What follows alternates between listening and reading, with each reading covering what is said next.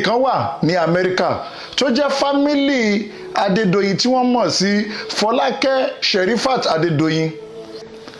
Òun ló náwó fún àwọn blọ́gà, àwọn akéwì lóríṣiríṣi. Bó ṣe ń fún wọn ní mílíọ̀n ló ń fún wọn ní thousands of naira. Kódà ó ti ń fún wọn ní mílíọ̀n. Pé kán máa sáà máa bú Oríyọmí Hamzat.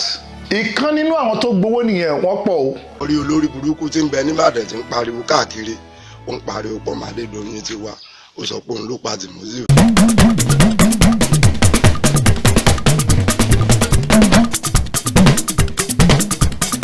Akanda mọ̀mọ́dé o káàbọ̀ Akanda Iberu bàbá o àní ìkáyé káfàtà mọ̀dé o ẹ̀yin ọmọ Yorùbá ẹ̀yin ọmọ Nàìjíríà nílé ni lókè òkun ni ẹ̀nẹ́ o ẹ̀rọ̀jú ayé ẹ̀rọ̀jú ayé bíi ó mà ṣe o àwọn èèyàn ti gbàgbé pé kò sẹ́ni tí ò ní kú bàbá Olúgbọ́n kú bàbá rẹ̀ sárọ̀rùn Oòduà bàbá Yorùbá kú gbogbo wa là ń rè wàlẹ̀ àṣà o ẹ̀yin tẹ́ ń jẹ ayé ta ló fẹ́ mú mi ayé fàmílì tẹ̀ ń tutọ́ ayé àwa la nílẹ̀ àwa la lòkè àwa la ní gbogbo ẹ̀ anówó anóògùn amọ̀yàn alágbára anídùkìá ní nǹkan tó ṣe pé ọjọ́ kan ń bọ̀ tá ò fi sílẹ̀ fẹ́ni tó mọ̀ gbàtẹ́ ẹ̀ kó jọ ẹ̀ wá ń jẹ ayé káyé ó mà ṣe o ẹ̀ rójú ayé bí àwọn kan torí owó wọ́n tutù kùtù wọ́n sọ̀sọ̀kúsọ wọ́n ń bú Oríyọmí Hamzat. ìrà òfẹ́ kò kó ọ̀rọ̀ kàdénú ọmọ aráyé lè níwà wọ́n sì burú jọjọ afọ́nufọ́ra sọ̀rọ̀sọ̀rọ̀ gorí rédíò gbowó tán ó wá sọ ohun tí ò tọ́ sí èèyàn pàtàkì. Adédoyin ò pààyàn bẹ́ẹ̀ ni ò fàdíyà ọ̀ràn tó dà ọ́ kọjá pólókọ lókì nílẹ̀ yìí. èyí náà sì bímọ ẹná àbúrò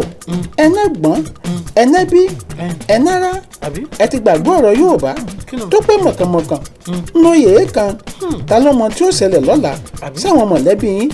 tí ń bẹ níbi gbogbo Akanda Oro Awíkoko Akanda Oro Awíkoko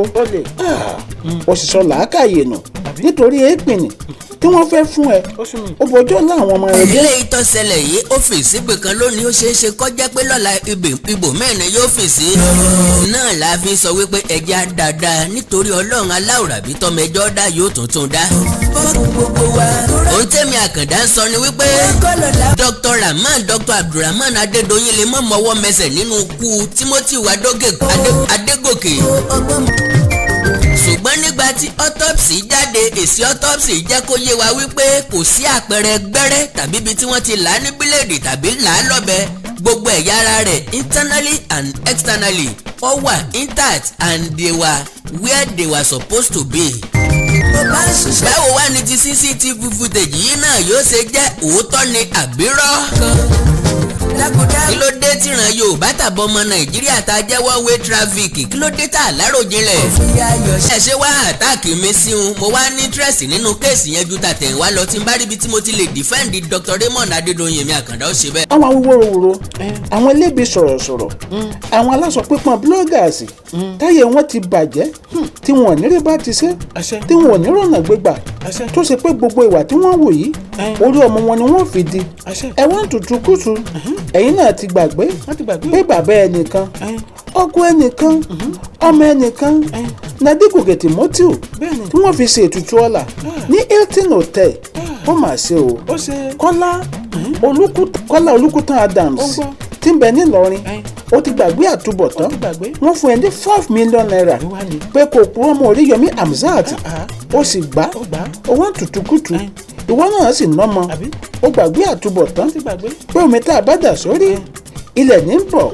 ó mà ṣe o Sherifat Adedoyin Fọlákẹ́ ìwọ náà gbówó sílẹ̀ ó ti gbàgbé àtúbọ̀tán kò sóhun téèyàn ṣe tí ń gbé Ọlọ́run ọba ń wò wá ohun ẹnì kọ̀ọ̀kan wà Àtàkàndá ọ̀rọ̀ Awíkoko gbogbo ohun tó ń sọ pátá ni mò ń gbọ́ ìtukùtù ìsọkúsọ aláṣọ pípọn sọ̀rọ̀sọ̀rọ̀ a kì í mọ irú wọn tì láwùjọ nígbà tó ṣe wípé ọwọ́ ò tẹ́nu ti pé gbogbo irinṣẹ́ tó kó jọ amọ̀gbà náà lọ́jọ́ ọjọ́ sí tó ń bẹ̀bẹ̀ pé ká dáwó fún ọ a rò wípé wàá máa fi sòótọ́ ni a ò mọ̀ wípé ṣe ni wàá tún máa fi jin àwọn ará ìlú lẹ́sẹ̀ bá a bá mọ̀ pé èèyàn báyìí ni ọ́ a wá ràn ọ́ lọ́wọ́ bí Akanda Oro Awíkoko o ò sì yí padà torí tèmi kọ́ torí tọjọ́ làwọn ọmọ tó bí ẹ̀yin ọmọ Yorùbá ẹ má sùn tẹ́tẹ́rẹ́ lórí ìdájọ́ ikú Adegoke Timothy ọmọ ọlọ́mọ tí wọ́n dẹ̀mí ẹ̀ légbodò ọmọ ọlọ́mọ tí wọ́n rán níṣẹ́ dé tòrótòró àwọn kan ń dúró gbogbo àwa la lórílẹ̀‐èdè kò síbi tí ìdájọ́ kan gbà bóde gbogbo akẹ́kọ̀ọ́ lórílẹ̀‐èdè Nàìjíríà ẹ̀ka ti OAU ẹ̀ka tilẹ̀ Yorùbá ẹ jẹ́ jáde ká ṣèwọ́de ká jẹ́ kó yé wọn wípé wọn ò lè mọ pa wá bí ẹni pẹran wọn ò lè mọ fi wá ṣètùtù ọ̀la àwa náà fẹ́ jẹ̀yàn láyé àwa náà fẹ́ jòkó ìdílé àwa náà fẹ́ jòkó orílẹ̀-èdè ẹ má jẹ́ kí wọ́n pa Adegoke Timothy gbé ẹ má jẹ́ kí wọ́n tẹ ìdájọ́ òdodo mọ́lẹ̀ bẹ́ẹ̀ dẹ̀kẹ̀rẹ́ gbogbo ẹ̀yin tẹ̀ ń dún ìkòkò mọ́ Alhaji Hamzat Oríyọmí irọ́ lẹ pa o kò sóhun tí ó sọ Oríyọmí torí lórí òdodo ló dúró lé òtítọ́ ní ń sọ òdodo sísìn gbé orílẹ̀-èdè lékè òdodo ní ń gbé ọmọ Ọlọ́run. ìkẹ́kọ̀ọ́ gbọ́dọ̀ sí Hamzat Oríyọmí ìkẹ́kọ̀ọ́ gbọ́dọ̀ sí Hamzat Oríyọmí bẹ́ẹ̀ sì ni kò gbọ́dọ̀ lọ sẹ́wọ̀n mo tún sọ bẹ́ẹ̀ lẹ́ẹ̀kan sí ìkẹ́kọ̀ọ́ gbọ́dọ̀ sí Hamzat. gbogbo èèyàn tó ń dún kòkò mọ́ ọ̀gá Oríyọmí Hamzat gbogbo ẹ̀yin tẹ̀ ń dún kòkò yìí ẹ ní jèrè ọmọ o ọ̀kọ̀ọ̀kan yóò ní kú síbi tí aṣọ rẹ̀ wà gbogbo ẹ̀yin tẹ́ ẹ fẹ́ kárí ìdájọ́ òdodo lórí ikú Timothy Adegoke ẹ̀yin náà ò ní jèrè ọmọ gbogbo yín pátápátá lẹ́fọ̀ọ́ wàrà yín gbọ́mọ yín sí o gbogbo ẹ̀yin tẹ́ ẹ sọ ìdílé Adegoke sínú ìbànújẹ́ ayérayé kò ní tán nínú ìdílé tiyín náà gbogbo ẹ̀yin blọ́gàsì tí wọ́n gbówó fún tí wọ́n ní kẹtẹ̀dájọ́ òdodo mọ́lẹ̀ lórí ikú Adegoke Timothy gbogbo ẹ̀yin blọ́gà yìí ẹ ní jèrè ọmọ o gbogbo yín pátápátá ẹ ti gbàgbé ẹnìkan ló bí ipò wo lẹ fẹ́ káwọn ọmọ Adegoke ó wà báwo lẹ ṣe fẹ́ káwọn náà ó jẹ́ èèyàn ẹ̀yin wá ń dún wóróworó bẹ́ẹ̀ sì bímọ